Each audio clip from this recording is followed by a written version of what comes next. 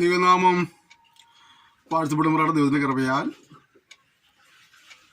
കൊരിന്ത്യർക്കെതിരെ 2 ലേഖനം എന്ന വിഷയത്തിൻ്റെ 6ാമത്തെ സെക്ഷനിൽ പ്രവേശിക്കാനായിട്ട് ദൈവം നമ്മെ സഹായിച്ചതോർത്ത് ഞാൻ ദൈവത്തെ സ്തുതിക്കുന്നു, സ്തോത്രം ചെയ്യുന്നു.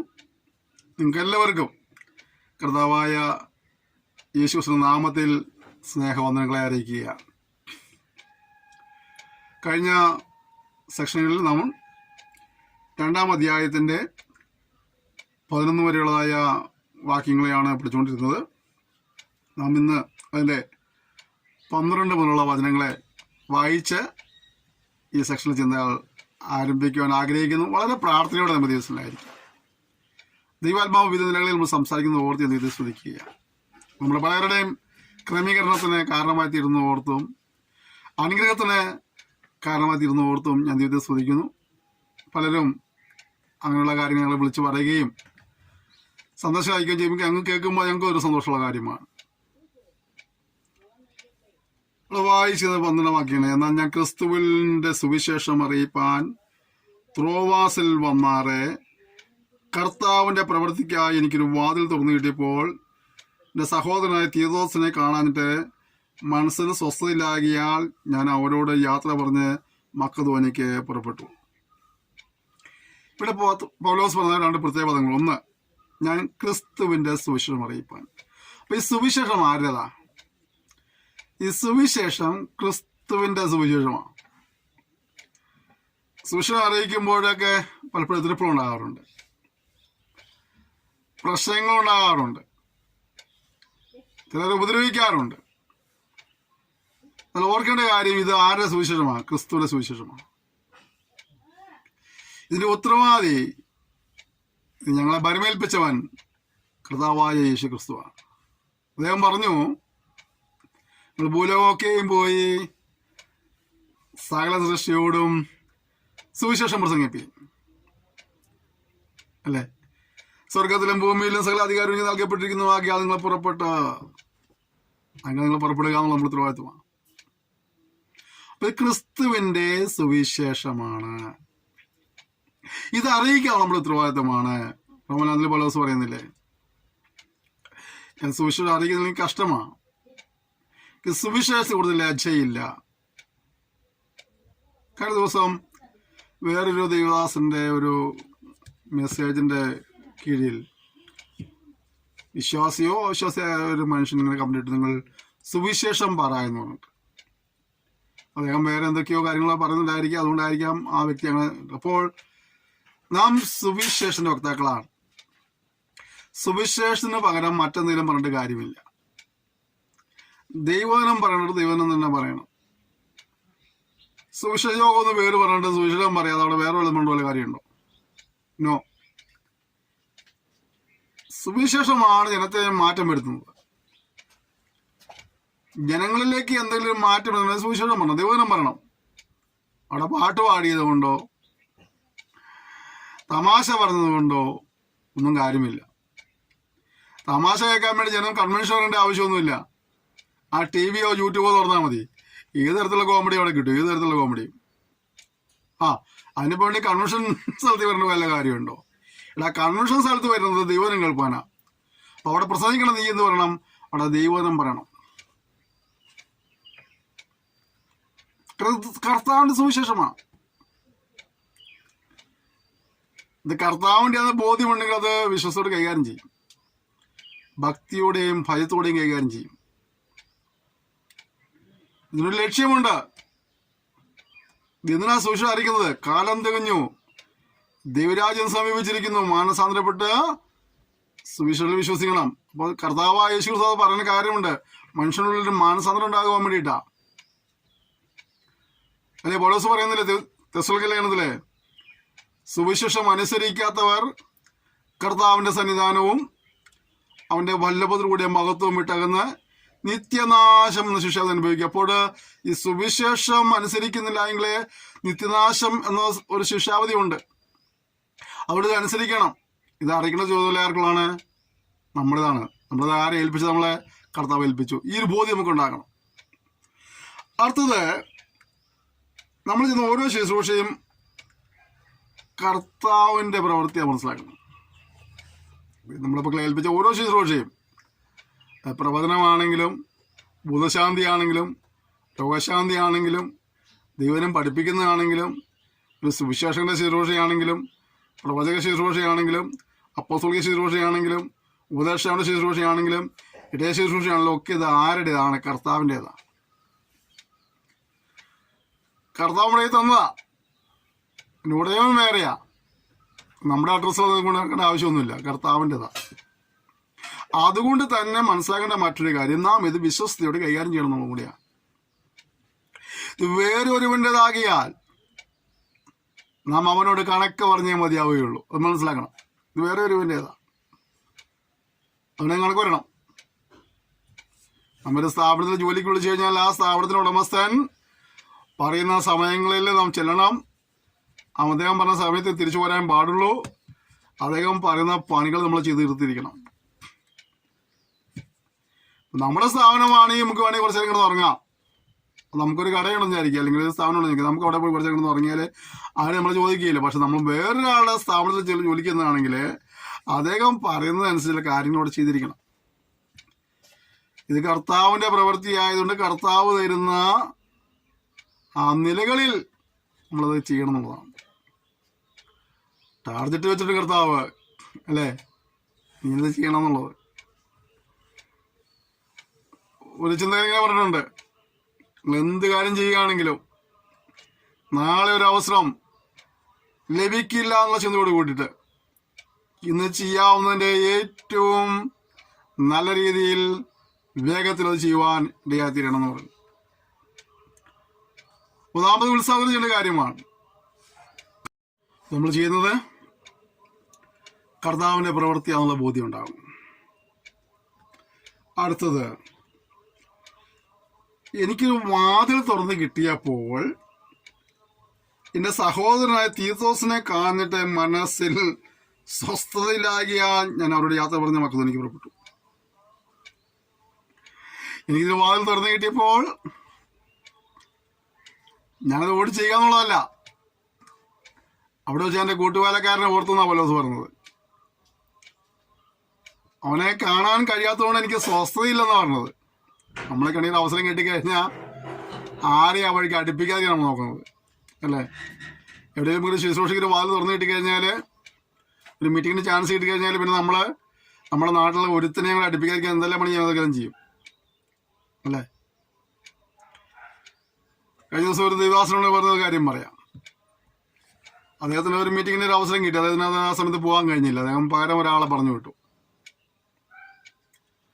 പകരം ഒരാളെ പറഞ്ഞു വിട്ടത് വാസ്തവമാണെങ്കിൽ പിന്നെ സംഭവിച്ചെന്നറിയാമോ, പിന്നെ ഈ ദിവസത്തിനിടയ്ക്ക് അവിടെ മീറ്റിംഗ് വിളിച്ചുകൊണ്ടിരിക്കുകയും അവിടെ പലരും ശുശ്രൂഷ കിട്ടിക്കൊണ്ടിരുന്നതാണ്. പക്ഷേ ഈ പകരക്കാരൻ ചെന്നോട് കൂടിയിട്ട് പിന്നെ പകരക്കാരൻ അവിടുത്തെ രാജാവായി ഇദ്ദേഹത്തെ ഞങ്ങളെ അടുപ്പിക്കാത്ത നിലകളിൽ ഈ പകരക്കാരൻ അവിടെ ഇങ്ങനെ ശുശ്രൂഷിച്ചു.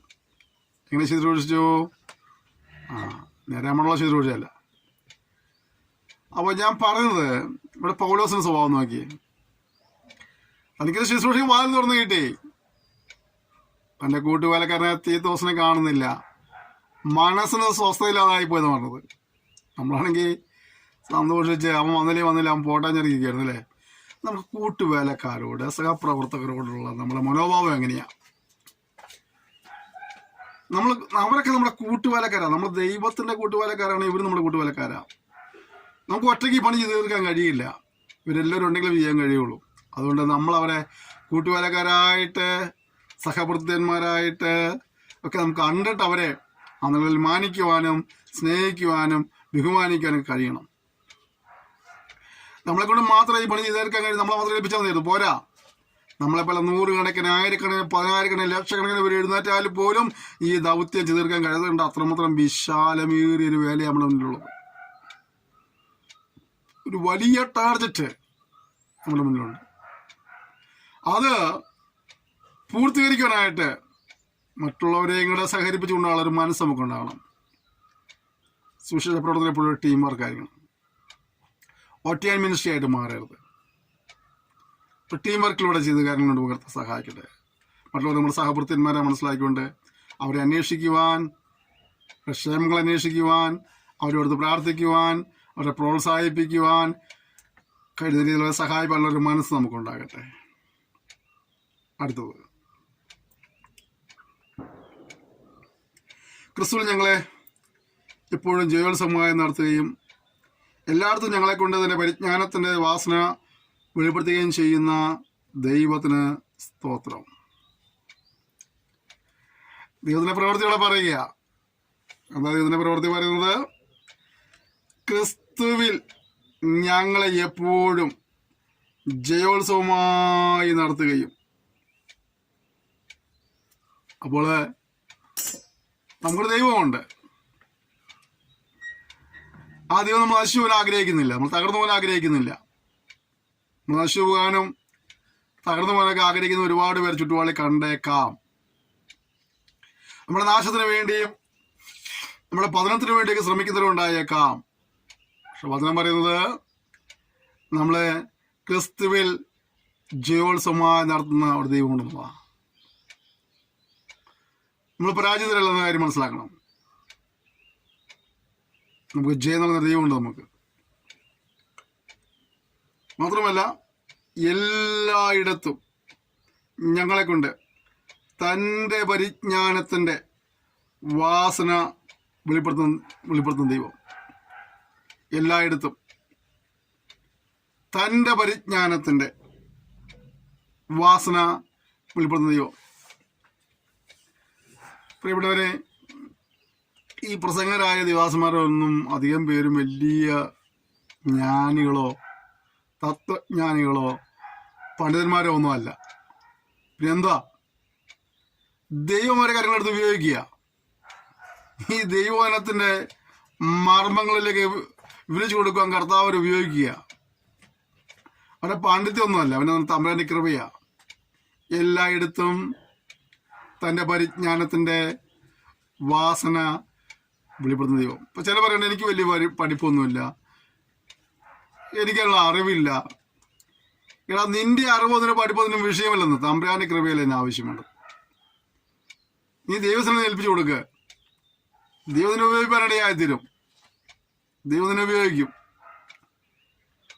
ദൈവം ഉപയോഗിച്ചാൽ പല സോനായിട്ടില്ലേ, എല്ലായിടത്തും തൻ്റെ പരിജ്ഞാനത്തിൻ്റെ വാസന ഞങ്ങളുടെ ദൈവം വെളിപ്പെടുത്തുന്നു. ഞങ്ങളെ ക്രിസ്തുവിൽ ജയോത്സവമായി നടത്തുന്നു. കർത്താവായ യേശു ക്രിസ്തുവിലൂടെയാണ് നമുക്ക് ഈ അനുഗ്രഹങ്ങളെല്ലാം ലഭിച്ചത്. സ്വന്തം പുത്രനെ ആദരിക്കാതെ നമുക്ക് ഇവിടെ ഏൽപ്പിച്ചെന്നവൻ അവനോടുകൂടെ സകലതും നൽകാതിരിക്കുമോ? പിതാവായ ദൈവത്തിനെ മനുഷ്യൻ കൊടുക്കാൻ കഴിയുന്ന ഏറ്റവും വില കൂടിയ ഗിഫ്റ്റ് ആയിരുന്നു കർത്താവായ യേശു ക്രിസ്തു എന്നുള്ളത്. അതിനേക്കാൾ വിലയേറിയതൊന്നും അവിടെ ഉണ്ടായിരുന്നില്ല. ആ വിലയേറിയ സമ്മാനം നമുക്ക് വേണ്ടി തന്നെങ്കിൽ അതിനേക്കാളും വില കുറച്ചൊക്കെ തരാനാ പാട്. ആനയെ തന്നവനെ തോട്ടി തരാനാണ് സങ്കടം അല്ലേ? ഏറ്റവും വലിയൊരു ഗിഫ്റ്റ് നമുക്ക് ഫ്രീ ആയിട്ട് തന്നുള്ളതാ. അങ്ങനെ കർത്താവ് നമുക്ക് തന്നെങ്കിൽ ബാക്കിയുള്ള ഓരോ നന്മയും കർത്താവിനേക്കാൾ വലുതല്ല, കർത്താവിനേക്കാൾ വിലയേറിയതൊന്നുമല്ല. ബാക്കി എല്ലാ നന്മയും എല്ലാ വരങ്ങളും എല്ലാ കൃപകളും ഒക്കെ കർത്താവിനേക്കാൾ വില കുറഞ്ഞതാണ്. കർത്താവ് നമുക്ക് തന്നെങ്കിൽ കൊടുക്കൽ കർത്താവ് നമുക്ക് തരുവാനിടയായിത്തരും. പിതാവായ ദൈവം നമുക്ക് തരുവാനിടയായിത്തരും. അതുകൊണ്ട് നമ്മളെപ്പോഴും നമ്മൾ പരിപാലിക്കുന്ന ജയോത്സവമായി നടത്തുന്ന തൻ്റെ പരിജ്ഞാനത്തിൻ്റെ വാസന വെളിപ്പെടുന്ന ദൈവത്തെ നമ്മളെപ്പോഴും നന്ദിയോടെ സ്തുതിക്കുന്നവരായി തിരയണം. നന്ദിയോടെ സ്തുതിക്കുന്നവരെ വരണം. അടുത്തത്, രക്ഷിക്കപ്പെടുന്നവരുടെ ഇടയിലും നശിക്കുന്നവരുടെ ഇടയിലും ഞങ്ങൾ ദൈവത്തിന് ക്രിസ്തുവിൻ്റെ സൗരഭ്യവാസിനിയാകുന്നു.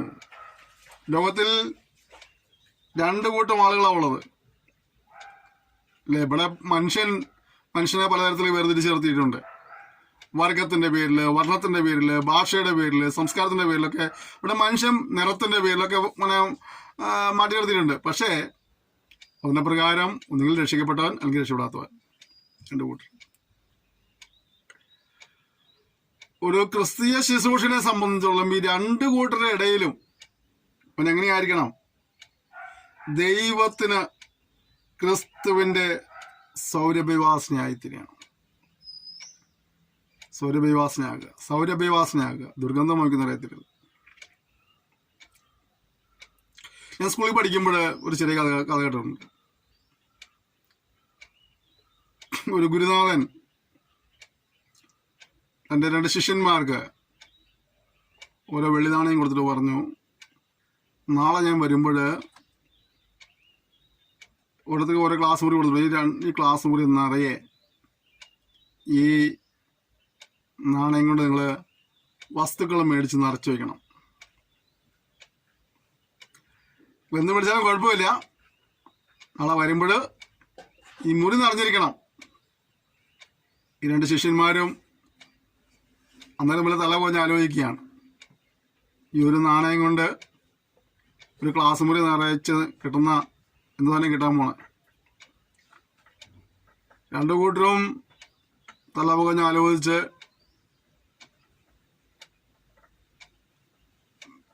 ആ രാത്രി ഉറക്കം വരാതെ പിറ്റേ ദിവസം അധ്യാപന സമയത്ത് കാത്തിരിക്കുകയാണ്. അവരുടെ ബുദ്ധിയിലെ ചില കാര്യങ്ങൾ ക്രമീകരിച്ചു. പിറ്റേ ദിവസം ഈ അധ്യാപന സമയമായപ്പോൾ അദ്ദേഹം ആ ക്ലാസ് മുറിയിൽ വന്നു. 2 പേരും വാതിലടച്ചിട്ടിരിക്കുകയാണ്. അപ്പം അധ്യാപകൻ അതിനോട് ചോദിച്ചു, നിന്റെ മുറിയിൽ എന്താ ഉള്ളത്? നിന്റെ മുറി നിറച്ചിട്ടുണ്ടോ? അവൻ പറഞ്ഞു, പോവാ, എൻ്റെ മുറി ഞാൻ നിറച്ചിട്ടുണ്ട്. അങ്ങനെ തന്ന കാശുകൊണ്ട് കിട്ടാവുന്ന അധികം സാധനങ്ങൾ മേടിച്ച് എൻ്റെ മുറി നിറച്ചിരിക്കുക. ആ ശിഷ്യനോട് അധ്യാപകന് ഒരു മതിപ്പ് തോന്നി. അദ്ദേഹം ചെന്ന് മുറി തുറന്നു നോക്കിയപ്പോൾ ആ മുറിക്കകത്ത് പ്രവേശിക്കാൻ കഴിയുന്നില്ല. ആ പ്രദേശത്തുള്ള എല്ലാ ചപ്പും ചവറും മാലിന്യങ്ങളെല്ലാം ചീഞ്ഞതും പൊഴുത്തതും നാർന്നും ഒക്കെ കൊണ്ട് തന്നെ ഈ മുറി നിറച്ചിരിക്കുക. അധ്യാപകൻ മുറി നിറയ്ക്കാൻ പറഞ്ഞു. കിട്ടാവുന്ന എല്ലാ മാലിന്യവും വലിച്ചു കയറ്റി ഈ പുള്ളി കൊണ്ടുവന്ന് മുറി നിറച്ചിരിക്കുക. അധ്യാപകൻ പെട്ടെന്ന് തന്നെ ആ മുറി പുറത്ത് ചാടി ആ വാലും അടച്ചിട്ടു. എന്നിട്ട് അടുത്തവൻ്റെ അടുത്തേക്ക് ചെന്നു. അവനോട് ചോദിച്ചു, നിന്റെ മുറി നീ നിറച്ചിട്ടുണ്ടോ? ഉണ്ട്, അങ്ങ് വഴി ഞാൻ കാണിച്ചു തരാം. അപ്പോൾ ഈ മറ്റേ ശിഷ്യനും കൂടെ ചെന്നു. ആ മുറിയുടെ വാലെടുത്തപ്പോൾ ആ മുറിക്കകത്ത് ഒന്നും കാണുന്നില്ല. അപ്പൊ അധ്യാപകൻ ചോദിച്ചു, എവിടെയാ? നീ മുറി നിറച്ചിട്ടൊന്നും കാണുന്നില്ലല്ലോ. അപ്പോൾ ഈ ശിഷ്യൻ പറഞ്ഞു, ഗുരു ഒന്ന് വെയിറ്റ് ചെയ്യണം, ഞാനിപ്പോൾ കാണിച്ചു തരാം. അവനെ അധ്യാപകനും സഹശിഷ്യനും കൂടി റൂമിനകത്ത് കയറി വാലെടുത്ത ശേഷമായിട്ട് അവന് ചെറിയ തിരി എടുത്ത് കത്തിച്ചു. അതുപോലെ സുഗന്ധം പരത്തുന്നതായ മറ്റൊരു നമ്മുടെ നാട്ടിൽ ചന്ദനത്തിരി പോലുള്ള സംഭവം കത്തിച്ചു. ആ മുറിയിൽ പ്രകാശം കൊണ്ട് നിറഞ്ഞു, ആ മുറിയിൽ സുഗന്ധം കൊണ്ട് നിറയാനിടയായിത്തീർന്നു. 2 പേരും മുറി നിറച്ചു. ഇതിന്റെ മുറിയിൽ കാണാൻ ഒരുപാട് കാര്യങ്ങളുണ്ട്, പക്ഷെ ആ മുറിക്കകത്ത് പ്രവേശിക്കാൻ കഴിയില്ല. മറ്റൊരു മുറി നിറച്ചത് എങ്ങനെയാണ്? ഒരു ചെറിയ തിരിയും ഒരു ചെറിയ ചന്ദനത്തിരി, അല്ലേ? അല്ലെങ്കിൽ അങ്ങനെ സ്വന്തം പൊറുപ്പുന്നുണ്ട്. ആ മുറിയിൽ പ്രകാശം പരന്നു. ആ മുറി നിറച്ച പ്രകാശത്താൽ നിറയപ്പെട്ടു. മുറിയിൽ സുഗന്ധധൂപം ഉണ്ടായി. ആ സൗരഭ്യം മണക്കാനിടയായിത്തീർന്നു. 2 പേരും മുറി നിറച്ചു. പക്ഷെ ഒരുവന്റെ മുറിയിൽ ആർക്കും പ്രവേശിക്കാൻ കഴിയില്ല, മറ്റവന്റെ മുറിയിൽ ആർക്കും നിൽക്കാം. നമ്മളെങ്ങനെയാണ് സൗരഭ്യവാസനയായിട്ടാണോ നമ്മളെ ശുശ്രൂഷ ചെയ്യുന്നത്? നമ്മൾ സൗരഭ്യവാസനയായി തീരേണ്ടവരാണ്. ദുർഗന്ധം വമിക്കുന്നവരായ നമ്മൾ ഒരിക്കലും മാറരുതെന്നാണ്. സൗരഭ്യത്തിന്റെ വക്താക്കളെ മാറുവാനാണ് ദൈവം നമ്മെക്കുറിച്ച് ആഗ്രഹിക്കുന്നത്. സൗരഭ്യത്തിന്റെ വക്താക്കളായി മാറുക. നമ്മുടെ ശുശ്രൂഷയിലൂടെ, നമ്മുടെ പ്രാർത്ഥനയിലൂടെ, നമ്മുടെ ഉപവാസത്തിലൂടെ നാം മറ്റുള്ളവർക്ക് സൗരഭ്യവാസനയായി മാറണം. വിശേഷാൽ നമ്മൾ ആർക്കാണ് സൗരഭ്യമാകേണ്ടത്? രക്ഷിക്കപ്പെടുന്നവരുടെ ഇടയിലും നശിക്കുന്നവരുടെ ഇടയിലും ഞങ്ങൾ ദൈവത്തിന് ക്രിസ്തുവിൻ്റെ സൗരഭ്യവാസന ആകുന്നു. ദൈവത്തിന് ക്രിസ്തുവിന് സ്വരൂപിക്കുക, സ്നേഹം തരിക. ദൈവം പ്രസാദിക്കുന്ന രീതിയിൽ, ദൈവം സന്തോഷിക്കുന്ന രീതിയിൽ, ദൈവം അംഗീകരിക്കുന്ന രീതിയിലൊക്കെ ദൈവത്തിനുடைய ഫലം കായ്പാനായിട്ട് പ്രയോജനപ്പെടുന്ന കർത്താവ് നമ്മെ സഹായിക്കുമാറാകട്ടെ. അടുത്ത വാക്യം, ഇവർക്ക് മരണത്തിൽ നിന്ന് മരണത്തിലേക്കുള്ള വാസന, അവർക്കോ ജീവനിൽ നിന്ന് ജീവനിലേക്കുള്ള വാസന തന്നെ. ഇവിടെ പറഞ്ഞ മറ്റൊരു പ്രധാനപ്പെട്ട കാര്യം, രക്ഷിക്കപ്പെടുന്നവരുണ്ട്, രക്ഷിക്കപ്പെടാത്തവരുണ്ട്. രക്ഷിക്കപ്പെട്ടവൻ ജീവനിലേക്കുള്ള പ്രയാണവും ജീവനിലേക്കുള്ള വാസനയും ഉത്സാഹവും, രക്ഷിക്കപ്പെടാത്തവൻ നാശത്തിലേക്കുള്ളതായ മരണത്തിലേക്കുള്ളതായ പ്രയാണവും അതിൻ്റെ വാസനയും. അല്ലേ? നമ്മൾ ചിന്തിക്കേണ്ടത്, ഞാൻ നിത്യജീവന് അവകാശിയായി ജീവിക്കുന്ന വ്യക്തിയാണോ, നിത്യജീവനെ കളഞ്ഞുകൊണ്ട് നശിപ്പിച്ചുകൊണ്ട് നഷ്ടപ്പെടുത്തിക്കൊണ്ട് നിത്യാഗ്നിയിലേക്ക് പോകാനായിട്ട് പോകുന്നൊരു മനുഷ്യനാണ്? എൻ്റെ പാഠം കേൾക്കുന്ന പ്രിയപ്പെട്ടവരെ, ജീവോത്സവത്തിൽ പേരെഴുതി കിടന്ന ഏവനെയും തീപ്പികൾ തള്ളിയിടും. ഒരിക്കലും മരണമുണ്ട്, പിന്നെ ന്യായവിധിയുണ്ട്. ഇത് ദൈവത്താൽ മനുഷ്യനോട് നിയമിച്ചിരിക്കുന്നതാണ്. അവിടെ ദൈവനം കേട്ട് വിശ്വസിച്ച് പാപങ്ങളേറ്റ് പറഞ്ഞ് ഉപേക്ഷിച്ച് ദൈവത്തെ ഭയപ്പെട്ടും അനുസരിച്ചും ജീവിച്ച് ആ നിലകളിൽ നിത്യജീവന അവകാശങ്ങളെ തീരുമാനം കർത്താവ് സഹായിക്കട്ടെ. ജീവനത്തെ തിരസ്കരിച്ച് കളഞ്ഞുകൊണ്ട് ശിക്ഷാവധിയിൽ അകപ്പെടുവാനായിട്ട് ആർക്കും ഇടവരരുത്. ക്രൂശിന്റെ മരണം നശിച്ചു ബോഷത്വവും രക്ഷപ്പെടുന്നത് നമുക്ക് ദൈവശക്തിയുമാണെന്ന് വചനം പറയുന്നത്. നമ്മൾ രക്ഷപ്പെടുവാനായിട്ട് കർത്താവ് സഹായിക്കട്ടെ. ഏതിലേക്കാണ് നമ്മുടെ ഓട്ടമെന്ന് ശാന്തമായി ചിന്തിച്ച് ഏതെങ്കിലും നിലകളിലൊക്കെ വീഴ്ചകളോ പരാജയങ്ങളോ സംഭവിച്ചുകൊണ്ടെങ്കിലൊക്കെ കണ്ടുപിടിച്ച് ഏറ്റുപറഞ്ഞ് ഉപേക്ഷിക്കാനുള്ള ഒരു മനസ്സ് നമുക്കുണ്ടാകണം. അടുത്ത വാക്യം, നിങ്ങൾ ദൈവവചനത്തിൽ കൂട്ടുചേർക്കുന്ന അനേകരെ പോലെയല്ല. ഈ തലമുറയിൽ വചനം ഒരു തലയ്ക്കും വചനത്തോടെ കൂട്ടുചേർത്ത് മറ്റു പലരുടെ മിക്സ് ചെയ്ത് വിടുന്നതായ ഒരു കാലഘട്ടം നാം ജീവിക്കുന്നത്. അനേകരും അതിനെ പുറകെ ഓടിക്കൊണ്ടിരിക്കുകയാണ്. എന്താ ചെയ്യുന്നത്? വചനത്തിലെ കൂട്ടുചേർക്കുകയാണ്. പൗലോസ് പറയാം, ഞങ്ങൾ വചനത്തിൽ കൂട്ടുചേർക്കുന്നവരല്ല. ഞങ്ങൾ തൃശ്ശൂർക്കാർക്ക് ഒരു സ്വഭാവമുണ്ട്.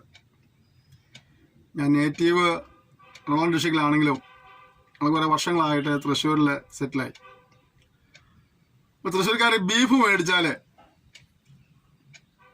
അവർക്ക് അതിൽ ലേശം ഏത്തക്കായ കൂടെ തുറക്കിയിട്ടെങ്കിൽ ഒരു സമാധാനമുള്ളൂ. ആ കറി ഒരു രസമായി കഴിക്കണമെങ്കിൽ ബീഫിനോട് 2 ഏത്തക്കായ കുറിച്ചു. അപ്പോൾ അതിനെ കൂട്ടിച്ചേർക്കാന്ന് പറയാന് എന്ന് പറയുന്ന പോലെ ചിലര് ദൈവവചനത്തിന് കൂടെ വേറെ എന്തെങ്കിലും കൂടെ ചേർത്തുകൊണ്ടുള്ള ഒരു പരിപാടിക്ക് പോവുകയാവും. അതിനെ പറഞ്ഞത് അത് ഒരിക്കലും പാടില്ലെന്നുള്ളതാണ്. ഈ വചനത്തോടൊന്നും കൂട്ടുവാനോ ഈ വചനത്തൊന്നും കുറയ്ക്കുവാനോ ഒരു മനുഷ്യനും അധികാരമില്ല. നമ്മൾ മനസ്സിലാക്കേണ്ട വലിയ കാര്യമാണ്. ദൈവവചനത്തോട് കൂട്ടിയേർക്കാൻ പാടില്ല, കുറയ്ക്കാനും പാടില്ല. അപ്പൊ ചിലർ പറയും, അല്ല ദൈവവചനം മാത്രം പോരാ, വേറെ ചിലരും കൂടെ വേണം. വേറെ ചിലർ ദൈവത്തിൽ പറഞ്ഞാൽ എല്ലാം അങ്ങനെ എടുക്കാൻ പറ്റില്ല, ചിലത് ഒഴിവാക്കണം. അപ്പൊ ഒഴിവാക്കുവാനോ കൂട്ടുവാനോ നമുക്ക് വ്യവസ്ഥയില്ലെന്ന് മനസ്സിലാക്കുക. പല പറയുന്നത് ദൈവനത്തോടെ കൂട്ടിച്ചേർക്കുന്ന അനേകരെ പോലെ. അപ്പോൾ അനേകരുണ്ട് ഈ പരിപാടി ചെയ്യുന്നത്, കൂട്ടിയിരുന്ന അനേകരുണ്ട്. നമ്മളവർക്ക് കൂട്ടാളികളെ എത്തിയരുത്. എൻ്റെ അടുത്തത്, നിർമ്മലതയോടും ദൈവത്തിൻ്റെ കൽപ്പനയാലും ദൈവസന്നിധിയിൽ ക്രിസ്തുവിൽ സംസാരിക്കുന്നു. അപ്പോൾ കൂട്ടുചേർക്കരുത് മാത്രമല്ല, പിന്നെ എന്തായിരിക്കണം? നിർമ്മലതയോടെ ദൈവവചനം പ്രസംഗിക്കണം. നിർമ്മലതയോടെ ദൈവവചനം പ്രസംഗിക്കണം. വളരെ സൂക്ഷിക്കേണ്ട കാര്യമാണ് അതൊക്കെ. എങ്ങനെയൊക്കെ ദൈവവചനം പ്രസംഗിക്കാനുള്ളതല്ല. നമ്മുടെ ലക്ഷ്യം എന്താണെന്നുള്ളതാണ് ചോദ്യം. ദൈവവചനം പ്രസംഗിക്കാൻ പോകുന്നവർ പോലും ലക്ഷ്യം തെറ്റി പോകുന്നൊരു കാലഘട്ടമാണ്. പണ്ടൊക്കെ ദേവദാസന്മാർ വളരെ കഷ്ടപ്പെട്ട് ഓടിയെടുത്ത സുവിശേഷം പറഞ്ഞ് ഒരുപാട് രക്ഷിക്കപ്പെട്ടു. അവിടെ ഒരുപാട് ത്യാഗങ്ങൾ സഹിച്ചിട്ടാണ് കർത്താവിനെ വില ചെയ്തത്. ഇന്ന് ചില മിടുക്കന്മാർ ഒരിക്കലും പ്രസംഗം വിളിക്കുമ്പോൾ ആദ്യം ചോദിക്കും, എത്ര പേര് വരും, എത്ര പേര് കൂടും, ഞങ്ങൾക്ക് ഇത്ര രൂപ തരണം.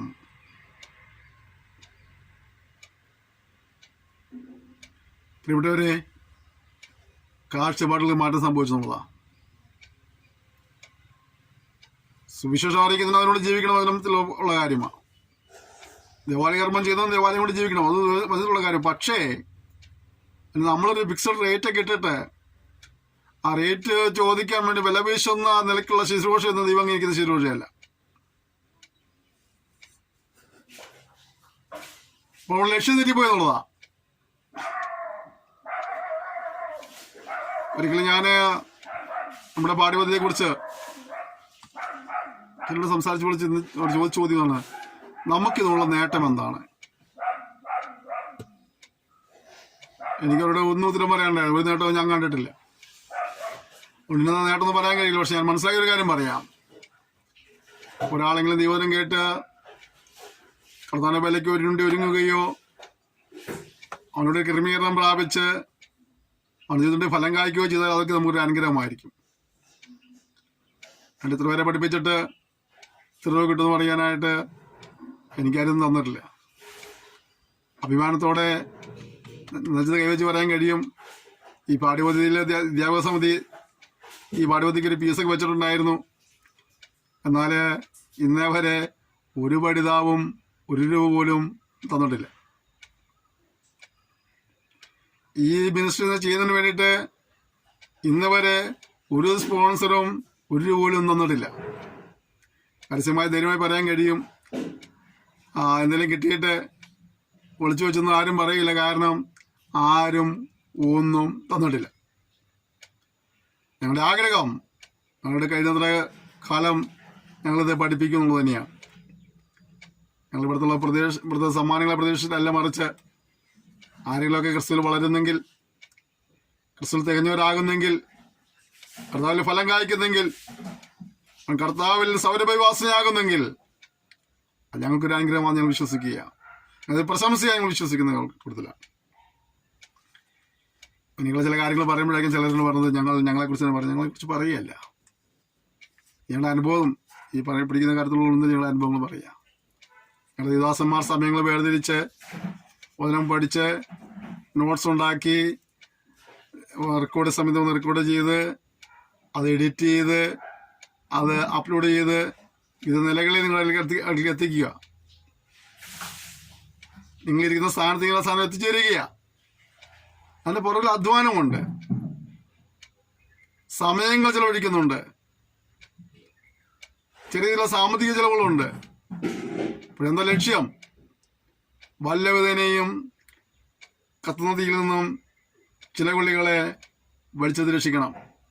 ഏതു മനുഷ്യനെയും ക്രിസ്തുവിൽ തികഞ്ഞവനാക്കണം. അവിടുത്തെ ലക്ഷ്യമാണ്. അതിനുവേണ്ടി ത്യാഗം സഹിപ്പാനായിട്ടാണ് ഞാൻ എൻ്റെ ഉള്ള ദിവാസന്മാർ ഒരുങ്ങിയിരിക്കുന്നത്. എൻ്റെ ഉള്ള ദിവാസന്മാരെ ഓർത്ത് ദൈവത്തെ സ്തുതിക്കുക. അവർ ഇതുപോലെ പ്രതിഫലേച്ഛയില്ലാതെ അവരുടെ സമയങ്ങൾ ഇതിനു വേണ്ടി വിനിയോഗിക്കുന്നു. എല്ലാവരും നിങ്ങൾ സ്ക്രീനിൽ കാണുന്നില്ലായിരിക്കാം, പക്ഷെ ഇതിനു വേണ്ടി വിദ്യാലയങ്ങളിൽ പ്രവർത്തിക്കുന്ന ദിവാസന്മാരുണ്ട്, പ്രാർത്ഥിക്കുന്നവരുണ്ട്, അധ്വാനിക്കുന്നവരുണ്ട്. സ്ക്രീനിൽ പലപ്പോഴും നിങ്ങൾ എൻ്റെ മുഖമോ അല്ലെങ്കിൽ മറ്റു ചില ദിവാസന്മാരുടെ മുഖമോ കാണാറുള്ളൂ. സ്ക്രീനിൽ കാണുന്ന ഒരു ടീം അല്ലാതെയും പുറകിൽ നിന്ന് പ്രവർത്തിക്കുന്ന പ്രാർത്ഥിക്കുന്ന ആളുകൾ വേറെയുണ്ട്. അവരെല്ലാവരും ഒരു പ്രതിഫലേച്ഛയും ഇല്ലാതെ ഇത് ചെയ്യുന്നത്. അവരെല്ലാവരും ദൈവത്തെ സ്തുതിക്കുന്നു. അഥവാ എന്തെങ്കിലും ചിലവുകളൊക്കെ ഉണ്ടാകുമ്പോൾ അതൊക്കെ ഇതിന് കൃപയാലെ നടന്നു പോയിട്ടുണ്ട്. അതെല്ലാം ഓർത്തി ഇതിൻ്റെ പ്രവർത്തനങ്ങൾ ഓർത്തി ഇത് സ്തുതിക്കുകയാണ്. അപ്പം നമുക്ക് മറ്റു ലക്ഷ്യങ്ങളൊന്നും പാടില്ല. നിർമ്മലതയോടെ അടുത്തെന്താണ്? ദൈവത്തിൻ്റെ കൽപ്പനയാൽ നമ്മൾ ശുശ്രൂഷ ചെയ്യുമ്പോൾ ആദ്യമായിട്ട് അതിന് അപ്രൂവൽ നൽകുന്നത് ദൈവമാണ്.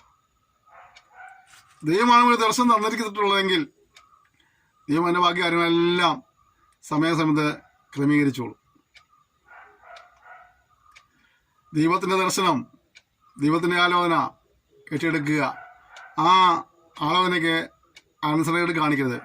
പൗലോസ് പറഞ്ഞില്ലേ, സ്വർഗീയ ദർശനത്തോട് അനുസരണക്കേട് കാണിക്കാതെ. അപ്പോൾ ദൈവത്തിൻ്റെ കൽപ്പന. അടുത്തത് നമ്മൾ ദൈവസന്നിധിയിൽ ക്രിസ്തുവിൽ സംസാരിക്കും. പൗലോസ് പറയാം, ഞങ്ങൾ എന്തൊക്കെ ചെയ്യുന്നുണ്ട്? ഞങ്ങൾ അനേകരെ കുടിയേറുന്ന അനേകരെ പോലെയല്ല, നിർമ്മലതയോടും ദൈവത്തിൻ്റെ കൽപ്പനയാലും ദൈവസന്നിധിയിൽ ക്രിസ്തുവിൽ സംസാരിക്കുന്നു. നമ്മൾ കർത്താവിനെ മാറ്റി നിർത്തിക്കൊണ്ടല്ല കർത്താവിൽ സംസാരിപ്പാനായിട്ട്, ക്രിസ്തുവിനെ മുൻനിർത്തിക്കൊണ്ട് ശുശ്രൂഷിപ്പാനായിട്ട്, ക്രിസ്തുവിനെ മുൻനിർത്തി പ്രാർത്ഥിപ്പാനായിട്ട് കർത്താവ് നമ്മെ സഹായിക്കുമാറാകട്ടെ. നിർമ്മലതയോടുകൂടി കർത്താവിനെ നാം തീർത്തുകൊണ്ട് കർത്താവ് നമ്മെ സഹായിക്കുമാറാകട്ടെ. ഇവിടെ നമുക്ക് ഈ അധ്യായം പഠിക്കുമ്പോൾ, ഈ സെക്ഷൻ നമ്മളായിരിക്കുമ്പോൾ നമുക്ക് വിവിധ നിലകളിൽ ദൈവം സംസാരിപ്പാൻ ഇടയായി തീർന്നല്ലോ. നമ്മൾ സമർപ്പിച്ച് നമുക്ക് ദൈവത്തോടെ ഒരു വാക്ക് പ്രാർത്ഥിക്കാം. നമുക്ക് ദിവസത്തിലെ പ്രകാരമായിരിക്കുന്നു. നമുക്കൊരു സൗരഭ്യവാസനയാകുവാൻ കഴിയുന്നുണ്ടോ? ഒന്ന് ശുശ്രൂഷ നമുക്ക് നിർമ്മലതയോടെ കൈകാര്യം ചെയ്യാൻ കഴിയുന്നുണ്ടോ? കൊണ്ട് കൽപ്പന അനുസരിക്കാൻ കഴിയുന്നുണ്ടോ? ചിലരോട് ചില കാര്യങ്ങൾ ചെയ്യാൻ ദൈവം പറഞ്ഞിട്ടും വർഷങ്ങളായിട്ടും ആ ശുശ്രൂഷ ഏറ്റെടുക്കാതെ പോകുന്ന ചില ആളുകളുണ്ട്. കർത്താവ് വ്യക്തമായ ദർശനം കൊടുത്തവരാ, വ്യക്തമായ ദൈവ ശബ്ദം കേൾപ്പിച്ചവരാ, എന്നിട്ടും ആ ശുശ്രൂഷ ഏറ്റെടുക്കാൻ കഴിയാതെ പോകുന്ന ആളുകളുണ്ട്. എൻ്റെ പൊന്നു കൂടപ്പുറപ്പേ, സ്വർഗീയ ദർശനത്തോടെ അനുസരണക്കേട് കാണിക്കാതെ അവൻ്റെ ശബ്ദത്തിന് ചെവി കൊടുത്തുകൊണ്ട് സമർപ്പിക്ക്. നീ ഭാവിയെക്കുറിച്ച് ചിന്തിക്കണ്ട, അങ്ങനെ ചെയ്തവർക്കൊന്നും ചിന്തിക്കണ്ട. തമ്പുരാൻ്റെ സമയത്ത് ഒക്കെ നന്നായി ചെയ്തോളൂ. നീ സ്റ്റെപ്പ് വെച്ചാൽ മതി, നീ ഇറങ്ങി തിരിച്ചാൽ മതി. ഒരാളൊക്കെ കർത്താവ് ചെയ്തോളും. അനുഭവത്തിൽ നിന്നും പറയാൻ കഴിയും. ഒരാൾ പോലും സപ്പോർട്ട് ചെയ്യാതെ, ഒരാളിൽ നിന്ന് സപ്പോർട്ട് മേടിക്കാതെ പല കാര്യങ്ങളും ഞങ്ങൾ കർത്താവ് നാം ചെയ്യുന്നുണ്ട്. ആ ചെയ്തതിനൊക്കെ പുറകിൽ തമ്പുരാനെ മാത്രമാണ് ഞങ്ങൾ സ്പോൺസറായിരിക്കുന്നത്.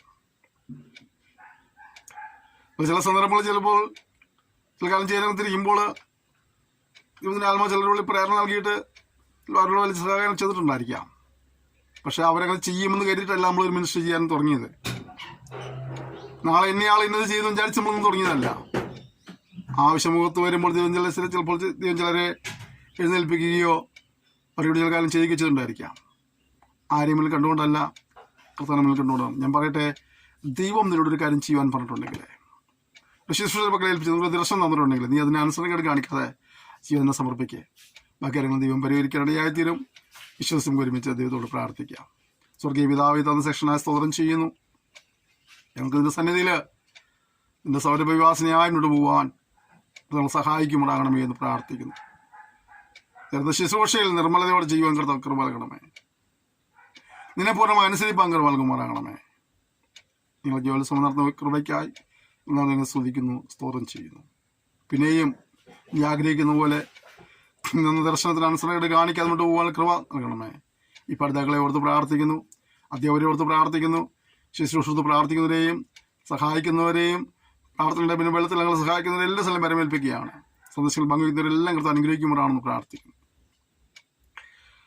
എത്രയും സഹായിച്ചല്ലോ, തുടർന്നിന്റെ കൃപയിൽപ്പ് ഞങ്ങളെ പതിയുമാറാണമേ. ഇരുന്നാമത്തെ പിന്നെ മഹത്വപ്പെടുത്തിയാട്ടെ. പ്രാർത്ഥന കേട്ടാൽ സ്തോത്രം യേശുവിൻ നാമത്തിൽ തന്നെ, ആമേൻ. ക്ഷമയോടെ സന്ദർശനം ചെയ്ത് നന്ദി പറയുന്നു. ഇത് നിങ്ങളെല്ലാവരെയും ധാരാളമായി അനുഗ്രഹിക്കുമ്പോഴാട്ടെ. കർത്താവ് താമസിച്ചാൽ നമ്മുടെ സെക്ഷനിൽ വീണ്ടും കാണാം. അല്ലെങ്കിൽ കർത്താവായ യേശുവിൻ്റെ സ്ഥലം ചെറിയ ദൈവം സൂക്ഷിക്കാനായിട്ട് നമുക്ക് പരസ്പരം ഓർത്ത് പ്രാർത്ഥിക്കാം. സന്ദർശനങ്ങൾ പങ്കുവയ്ക്കണം, ശുശ്രൂഷ ഓർത്ത് പ്രാർത്ഥിക്കണം. മറ്റുള്ളവരെയും കൂടെ ഈ പാഠ്യപദ്ധതിക്ക് പരിചയപ്പെടുത്തി നിങ്ങളെല്ലാവരെ കൊണ്ടുവരാനായിട്ട് ഞങ്ങളെ ഓർമ്മിപ്പിക്കുന്നു, ഞങ്ങളെ അപേക്ഷിക്കുകയാണ്. അതിനുവേണ്ടി നിങ്ങൾ ഉത്സാഹിക്കണം. നിങ്ങൾ ചെയ്യുന്ന എല്ലാ സഹായത്തിനും പ്രോത്സാഹനത്തിനും നന്ദി പറയുന്നു. Thank you. May God bless you.